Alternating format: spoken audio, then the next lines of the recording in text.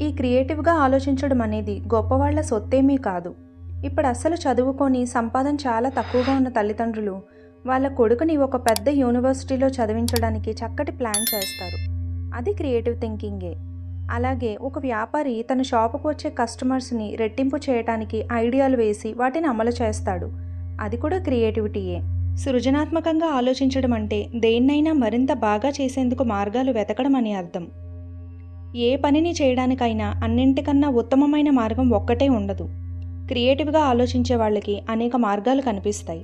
గుర్తుంచుకోండి, మంచులో ఏదీ పెరగదు. అందరూ ఆలోచించేటట్టు సంప్రదాయపరమైన ఆలోచనలతో మీ మెదడును మొద్దుబారెట్టు చేసుకోకండి. కొత్త ఆలోచనలు చేయండి. ఈ ఆలోచన సామర్థ్యం అనేది ఒక మానసిక స్థితి. మనం ఎంత చేయగలం అనేది మనం ఎంత చేయగలమని అనుకోవడం మీద ఆధారపడి ఉంటుంది.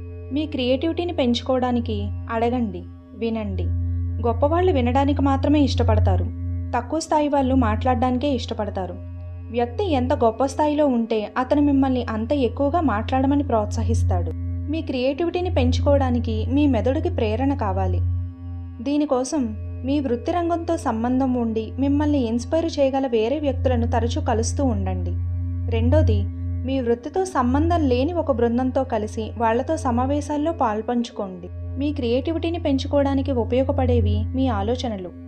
ప్రతి సంవత్సరం సింధూర వృక్షాలు ఒక పెద్ద అడవిని పెంచేందుకు సరిపోయేటన్ని ఫలాలనిస్తాయి. అయినా ఇన్ని వేల గింజల నుంచి బహుశా ఒకటో రెండో గింజలు మాత్రమే చెట్లుగా మలుస్తాయి. ఉడతలు చాలా మటుకు గింజల్ని నాశనం చేస్తాయి. అంతేకాక కింద నేల రాయిలా గట్టిగా ఉండడంతో మిగతా గింజలు మొలకెత్తేందుకు అనువుగా ఉండదు. ఆలోచనలు కూడా అంతే. చాలా అరుదుగా అవి ఫలిస్తాయి. ఆలోచన పుట్టినప్పటి నుంచి ఆచరణలో పెట్టే వరకు చాలా జాగ్రత్తగా కాపాడాలి. ఆలోచనలను ఎగిరిపోకుండా చూసుకోండి. వాటిని కాగితం మీద పెట్టండి. అలా వాటిని కాగితం మీద ఎక్కించకపోవటం వల్ల చాలా త్వరగా చచ్చిపోతాయి. వాటిని ఏ ఫైల్లోనూ జాగ్రత్త పరచండి. తరచూ వాటిని చూసుకుంటూ ఉండండి. వాటిలో ఎన్నో ఆలోచనలు పనికిమాలినవే ఉంటాయి. వాటిని వదిలించుకుని కేవలం పనికొచ్చేవి మాత్రమే జాగ్రత్తగా పెట్టుకోండి. ఆ ఆలోచనలని అన్ని కోణాల నుంచి పరీక్షించి సరైన సమయం అనిపించినప్పుడు మీకోసం మీ ఉద్యోగంలో, మీ భవిష్యత్తులో ఉపయోగించండి. ఏం చెయ్యాలన్నా ముందు మనం దాన్ని చేయగలమనే నమ్మకం మనకు ఉండాలి. మీకు నమ్మకం కలిగితే దాన్ని ఆచరణలో పెట్టేందుకు మీ మనసే మార్గాలను వెతుక్కుంటుంది.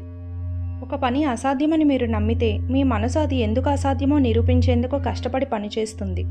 కానీ ఏమైనా చేయడం సాధ్యమేనని మీరు నమ్మినట్లయితే మీ మనసు అది నెరవేరే మార్గాలని మీ ముందు ఉంచుతుంది. ఒక పని అసాధ్యం అనుకోవడం వినాశనానికి దారితీసే ఆలోచన.